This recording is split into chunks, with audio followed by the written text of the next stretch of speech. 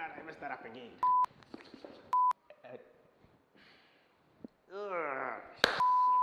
What's going well with this? Did I say if you're born from an Ashanti? Ashanti is one.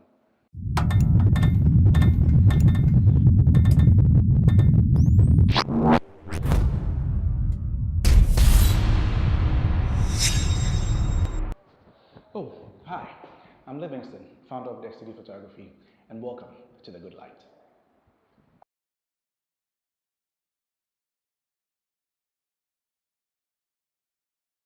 So today we are talking about the ideology of retouching. This one is quite simple, yet very extensive, but I'm going to keep it simple. Now, what is retouching? Retouching is not only about the skin. Really, it's not. Retouching is from the basics of your makeup, to cropping of a picture, to color correction, and then your skin retouching, and any other thing that you find a problem. That's the key word, something that you find a problem. Because that's what I believe in.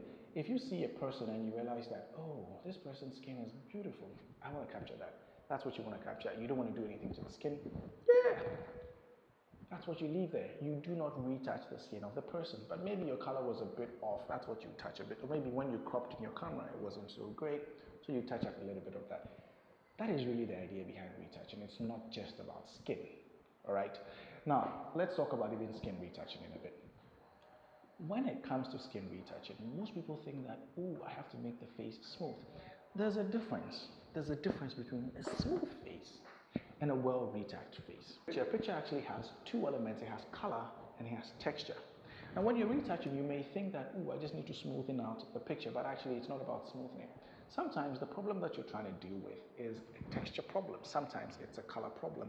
Your ability to retouch a picture is to be able to tell the difference between what is a texture problem and what is a color problem. And this is what introduced the idea of frequency separation that most of us use in high-end retouching. The ability to separate color from texture and retouch them individually. So if you have this in mind, anytime you see a pimple on someone's face, look closely and ask yourself, is this actually a color problem or a texture problem? If you can figure that out, it will help you retouch and not ruin the person's face. Some people use dodge and burn to deal with these two problems.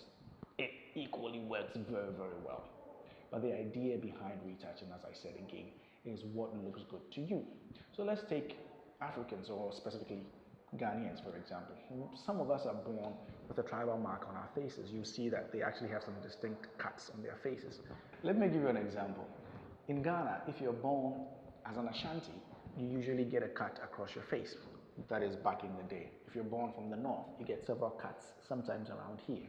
Now, these things are what identifies a person. If you're retouching, you are not supposed to take these things out.